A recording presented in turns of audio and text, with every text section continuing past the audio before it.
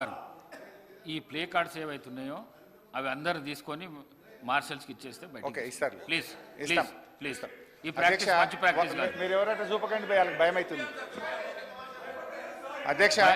భయం అయితలేదు, సభకు అంతరాయం వాళ్ళకి సార్ కలిగి మీరు ఇవి respect you sir.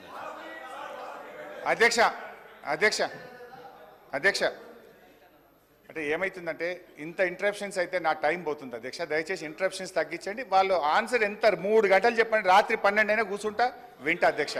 Let them not disturb అధ్యక్ష. 100 రోజుల్లో ఇచ్చిన హామీలు అమలు చేస్తామని మరి ఆ రోజు బాండ్ పేపర్లు, ఇది గౌరవనీయులు బట్టి విక్రమార్క గారు ఇచ్చిన బాండ్ పేపర్, ఇది బట్టి అన్న తన శాసనసభలో ప్రతి ఇంటికి ఇచ్చిన బాండ్ పేపర్ ఇది.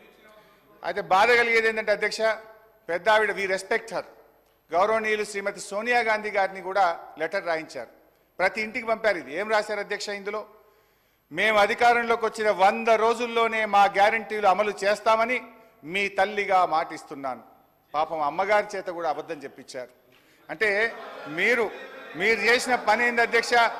సోనియా గాంధీ గారి చేత లెటర్ రాయించి ఆ అమ్మగారి ప్రతిష్టకు మసకబారే విధంగా చేశారు. రాహుల్ గాంధీ పరువు తీశారు, బాండ్ పేపర్ ఇజ్జత్ తీసేసిండ్రు అధ్యక్ష మీరు. అధ్యక్ష ఈరోజు తీరా 6 గ్యారంటీల అమలుకు చట్టబద్ధత చేస్తారని ప్రజలు పాపం ఎంతో ఆశగా ఎదురు చూశారు. కానీ జరిగింది ఏమిటంటే అధ్యక్ష, ఆశగా ఎదురు చూస్తున్న ఆ ప్రజల కళ్ళల్లో దుమ్ము కొట్టారు.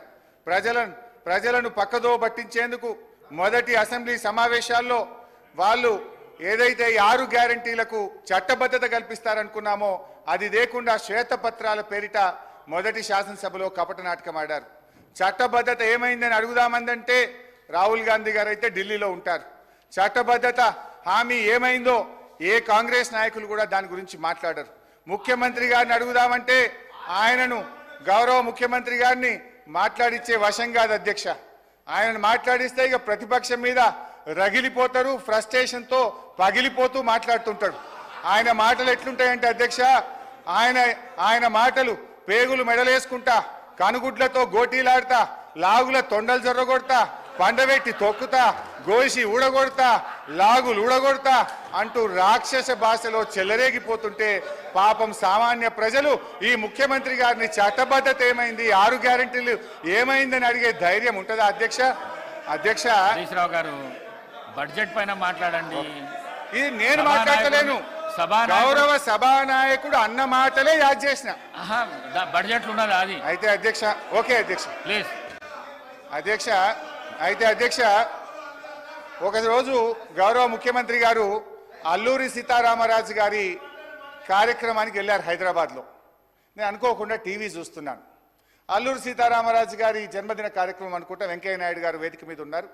ఆ వేదికలో మాట్లాడుతూ వెంకయ్య నాయుడు గారు, కొంతమంది ప్రముఖులు రాజకీయాల్లో భాష బాగలేదు, రోజు రోజుకు దిగజారిపోతుంది, బడ్జెటే దిగజారిపోతుంది అంటే ముఖ్యమంత్రి గారు ప్రామిస్ చేసిండు ఆ రోజు, ఇక ఇవాళ నుంచి నేను భాష మార్చుకుంటా, మంచిగా మాట్లాడతా అన్నాడు.